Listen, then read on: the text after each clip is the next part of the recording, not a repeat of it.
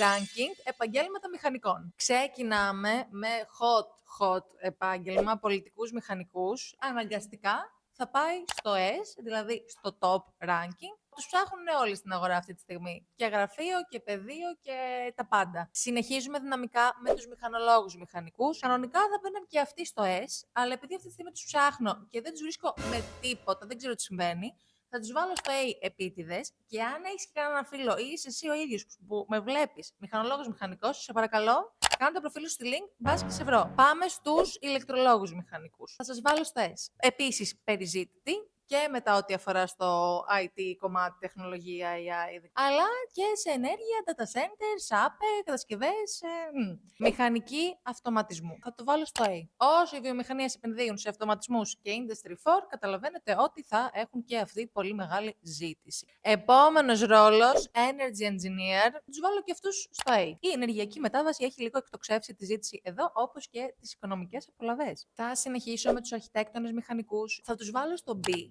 Γιατί έχω παρατηρήσει επίσης ότι είναι λίγο δύσκολοι στις αλλαγές τους και λίγο δύσκολοι στο να εξετάζουν νέες ευκαιρίες, θέλουν πολύ συγκεκριμένα πράγματα και καλά κάνουν. Προσπαθούμε να τους βοηθάμε στη link, οπότε πάλι αν έχετε φίλους αρχιτέκτονες ή είστε αρχιτέκτονες, ελάτε, σας θέλουμε. Ευχαριστώ. Θα τελειώσω με τους χημικούς μηχανικούς, που έχω μια ιδιαίτερη αδυναμία γιατί με ενδιαφέρει πάρα πολύ το επάγγελμα. Αναγκαστικά θα τους βάλω και αυτούς στο B.